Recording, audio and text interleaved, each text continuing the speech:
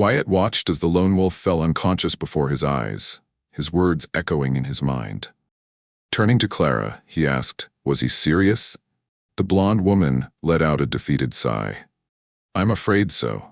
You may call me an optimist, but I hold the hope that, in his injured state, the roaring thunder spoke without thinking things thoroughly." "He wouldn't be a lone wolf if his mind could be so easily clouded," Cynthia pointed out. "Must you slay my ambitions with such mirth, you heartless monster?"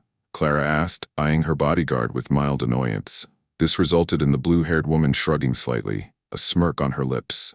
Turning to Wyatt, she continued, "Now it is my turn to ask you the same question, Wyatt. Are you serious? Will you truly not claim any bounty from him?" Wyatt nodded. "I could ask for credits, but I already have many. I don't know how to spend so much wealth. I see no point other than storing it, preserving it, and using it when I need it. What else could I ask for? It wouldn't be right." Cynthia frowned in confusion. "What wouldn't be right?"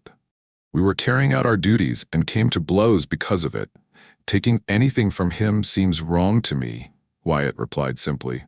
"The same could be said about your incursion in the gallant venture," Cynthia pressed on, leaving the unspoken part to ring loudly on its own. Wyatt nodded. "There was no other way to get to the bridge. I didn't enjoy killing them, but their choices and mine clashed. One will always surrender or die when enemies face each other in combat. They died. I lived." "It's a risk we all face," Wyatt replied, as easily as if he were talking about the weather in a casual conversation. Clara shot a glance at Cynthia, who in turn returned it with intrigue. "The risk of military life?" Cynthia asked. Wyatt shrugged. "Just life." "I always forget how grim you can be, Wyatt," Clara commented. "Anyhow, many would call you an idiot or a simpleton for not taking advantage of such an advantageous position. I, on the other hand, choose to." "Call your decision a truly noble one," Clara said. Wyatt had to suppress a frown upon receiving Clara's praise. For a moment, he even considered going back on his initial claim and asking for something, just so the purple-eyed woman would stop describing him with such a dirty word. Clara blinked twice, and her lips curled into an amused smile. "Do you truly hate the concept of honor on such a fundamental level, Wyatt?"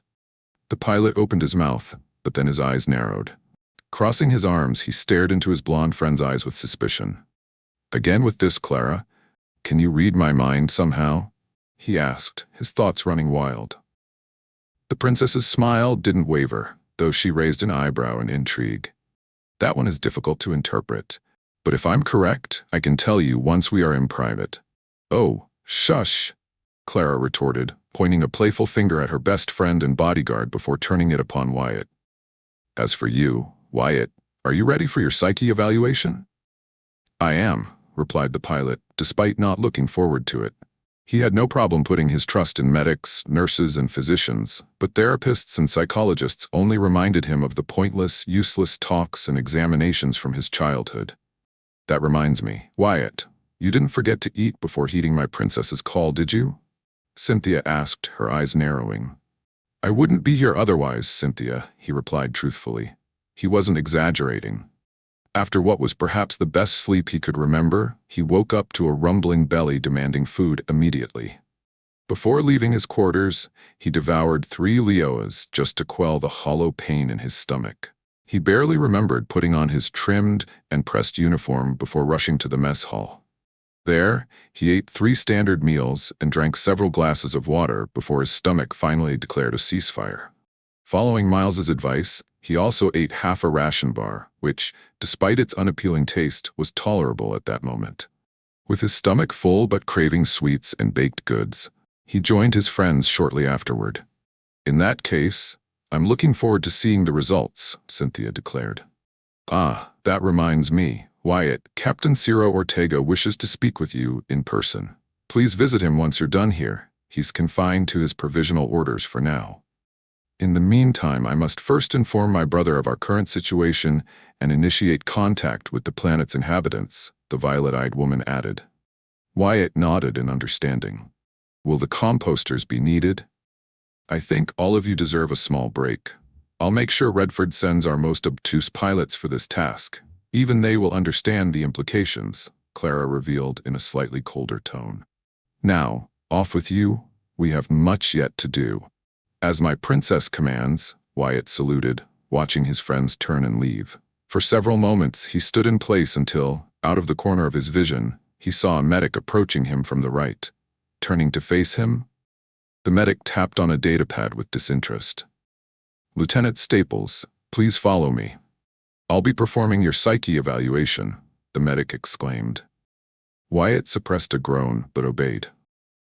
Meanwhile, in Clara's quarters, the princess stepped into her private chambers and spared a moment to glance at the protected shelf containing the fighter model Wyatt had gifted her, other pieces of her collection, and Maximilian's autograph. Feeling satisfied with her prizes, she triggered a hidden mechanism. With a single thought, the ground opened beneath the shelf, revealing a larger-scale QE device. "I knew it. I'm dead. She can read my mind. Mr. Warlow, I'm not safe within my own head." Wyatt cried out in mock despair but smiled all the same. The fact that Clara had yet to punish him gave him some reassurance that mercy was still an option. A giggle from the princess eased his worries, and his smile widened slightly. Glancing at Cynthia, he found the blue-haired woman with a finger pressed against her lips, silencing him with a nod. He found his voice. "Clara, should I ask Maximilian to serve under you?" he asked more seriously. Clara shook her head, her eyes shifting to the unconscious man.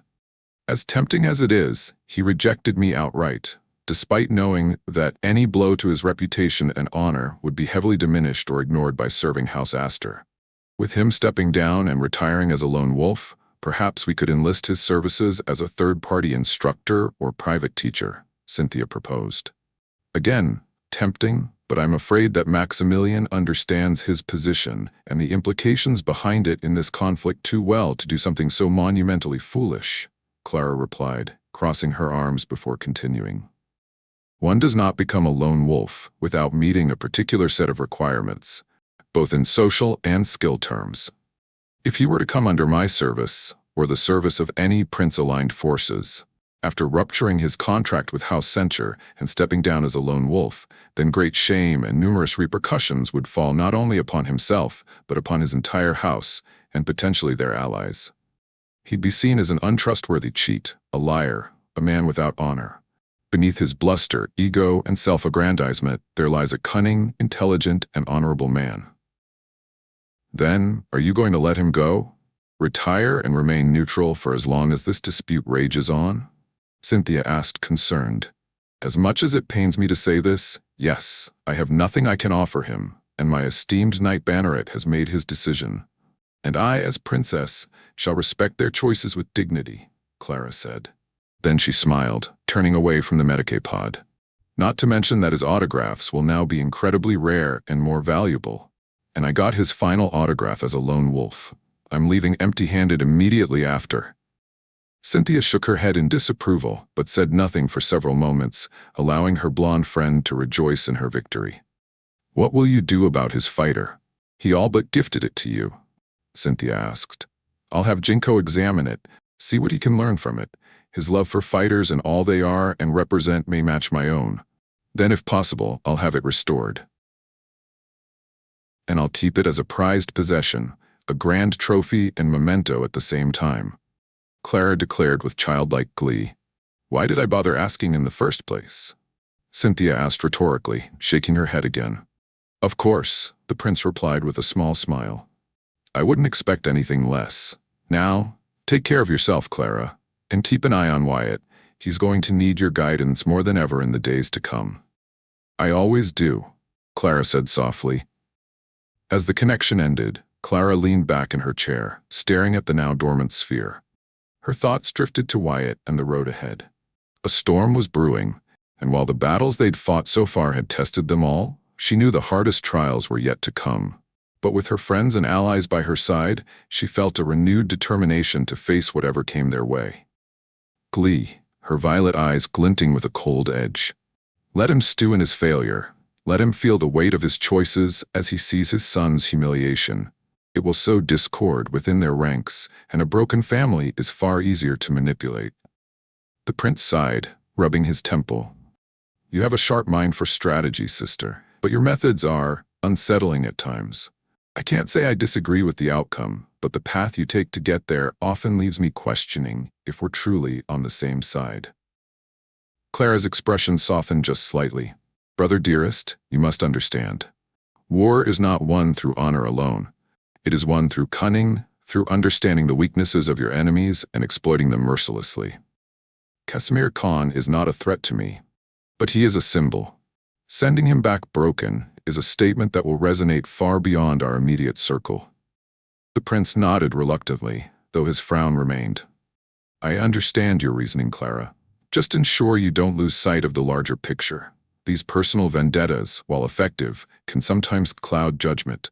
I assure you, brother, my judgment is as clear as ever, Clara replied, her tone steady but firm. This is not about vengeance. It's about securing our position and sending a message that will ripple across the galaxy. He leaned back, his eyes narrowing slightly. Very well. I'll trust your judgment in this matter. But know that you tread a fine line, sister. There's a difference between strategy and cruelty. Noted, Clara replied with a faint smile, though her expression remained calculating. The prince changed the subject, his tone turning more practical. What about the Eternal Garden? It's an asset with potential, but also a liability if mismanaged.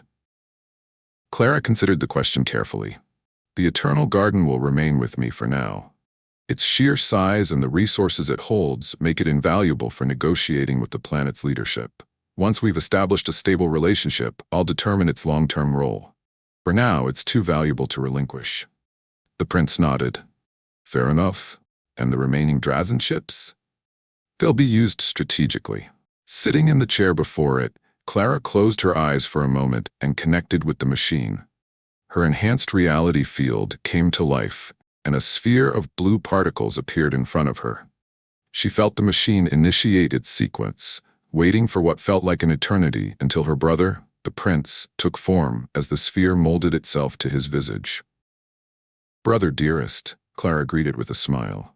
The prince let out a deep sigh of relief upon seeing his sister. Oh, Clara, I am beyond happy to see you alive and unharmed. What of Cynthia and Redford?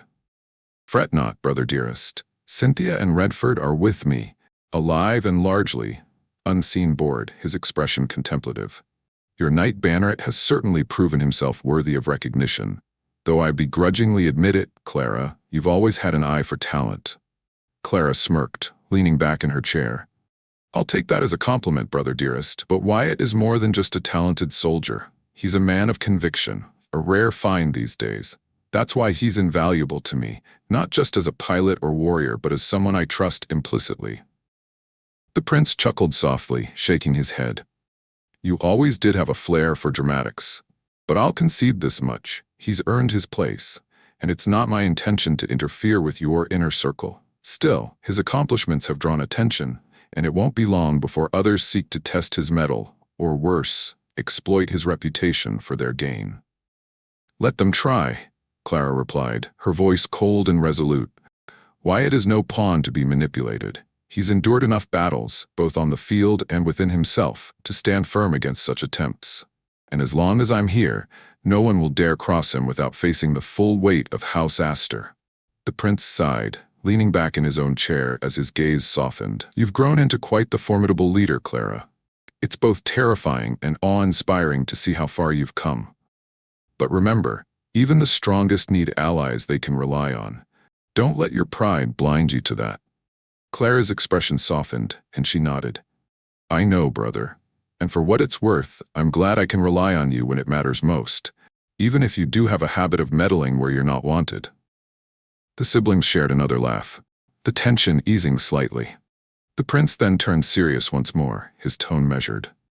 Clara, the events at Hrung and the revelations about Gintrax have far-reaching implications. We'll need to coordinate closely in the coming weeks to ensure our enemies don't exploit the chaos. I'll mobilize my forces and start contingency planning, but I'll need your full cooperation. You'll have it, Clara promised. But remember, I'm not just another piece on your board, brother. House Astor stands as its own force, and I'll protect my people and allies as I see fit. I'll strip them of anything of value and study their designs. The rest will be offered as gifts or bargaining tools when the time is right, Clara explained. And what of the crews? The prince pressed. They will be handled according to our laws. Commoners who pledge themselves to us will be given new roles. Those who refuse will face incarceration or worse, depending on their crimes. As for Felicity Center and Casimir, as I said, they will return to their respective factions. Their presence will create ripples of doubt and division. The prince regarded his sister for a long moment before sighing. You've thought this through as always. Very well, Clara. I'll await your transmissions and handle my end, but don't hesitate to reach out if the situation changes. You know where my loyalties lie. Clara smiled warmly, though her eyes betrayed her relentless determination. Of course, brother dearest. Together, we will secure our future and see House Astor rise above all. The prince chuckled softly. I have no doubt. Stay safe, Clara, and keep an eye on your knight Banneret. Men like him are rare, but their brilliance often comes with a price. I will, Clara promised. As the connection ended, Clara stood, her gaze lingering on the dormant sphere. Her thoughts turned briefly to Wyatt, then to the storm of negotiations and conflicts awaiting her. With a deep breath, she turned toward her desk, already formulating the next steps in her ever-expanding web of plans. Wyatt blinked in surprise, unaccustomed to seeing such a gesture of respect from a defeated foe, especially one of noble standing. For a moment, he considered what to say, but he ultimately settled on honesty. You don't owe me anything, Captain, Wyatt said firmly, though his tone remained respectful. I acted out of practicality, not altruism. Killing you would have served no purpose, and you surrendered honorably. That was enough for me. Ciro raised his head, his smile unwavering. It may have been a practical decision to you, but to me it was life itself. Many would have seen my defeat as justification to end me, regardless of my surrender. Wyatt folded his arms, still maintaining a slight distance from the desk. Maybe, but I don't see honor in needless bloodshed. You were no threat after the battle. It was over. Ciro nodded thoughtfully. You remind me of someone I once knew, a man who valued practicality and compassion in equal measure. He always believed there was strength in sparing a life, even when it was easier to take it. It seems you share a similar philosophy. Wyatt gave a small shrug. I just do what makes sense in the moment. If sparing a life helps more than taking one, I'll choose the former. It's not philosophy, it's just efficient. The captain chuckled softly. Efficient, a pragmatic term for a decision that carries far more weight than you let on. I respect that, Lieutenant, and while I'm not in a position to offer much, I'd like to ask for one favor. Wyatt raised an eyebrow, his expression skeptical but not dismissive. What kind of favor? Ciro gestured to the datapad on the desk. Should you find yourself in a position to do so, ensure that my crew is treated fairly. They are good people, bound by duty rather than malice. Many of them were conscripted or coerced into serving under less than ideal circumstances. They deserve better than to be seen as mere enemies of the state. Wyatt considered the request carefully. I can't promise anything, Captain. That's not my call to make. But if I have a say in it, I'll make sure they're treated as fairly as the situation allows. Ciro's smile grew, though there was a hint of sadness in his eyes. That's more than I could hope for, Lieutenant. Thank you. Wyatt gave a curt nod, shifting his weight slightly. Anything else you wanted to talk about? Ciro hesitated for a moment before speaking again. Just one more thing. Tell me, Lieutenant, what drives you? What keeps you moving forward in the face of such chaos and uncertainty? The question caught Wyatt off guard, and he took a moment to gather his thoughts. Finally, he replied, Duty, I guess, and survival. I don't overthink it. I just do what needs to be done. Ciro studied him for a long moment, his expression contemplative. A simple answer, but one that speaks volumes. Perhaps that's why you've managed to achieve what others couldn't. Sometimes clarity of purpose is the greatest strength of all. Wyatt shifted uncomfortably under the captain's scrutiny. Maybe. Or maybe I've just been lucky so far. The older man chuckled again. Luck has its part to play, but I suspect there's more to it than that. Regardless, Lieutenant, I wish you continued fortune in the battles ahead, and should our paths cross again, I hope it will be under different circumstances. Wyatt nodded, taking a step back toward the door. We'll see, Captain. Take care of yourself. As the door slid open behind him, Wyatt glanced back one last time. Ciro Ortega stood tall despite his restraints, his expression one of quiet dignity and respect. It was a moment Wyatt wouldn't soon forget as he stepped back into the corridor, ready to face whatever challenges awaited him next. This is a powerful moment that highlights themes of respect, duty, and the complex dynamics between honor and practicality. Ciro's gratitude and Wyatt's pragmatic yet compassionate outlook create a nuanced interaction that feels both authentic and meaningful. The handshake is a simple yet profound gesture, symbolizing mutual understanding and the possibility of respect even between former enemies. The bittersweet undertone in Ciro's parting words adds depth to his character, as does his subtle acknowledgement of Wyatt's rise from commoner to noble, a detail that seems to fill him with both admiration and intrigue. If you'd like, I could refine or expand this further, perhaps diving deeper into their internal thoughts or adding more vivid sensory details. Let me know.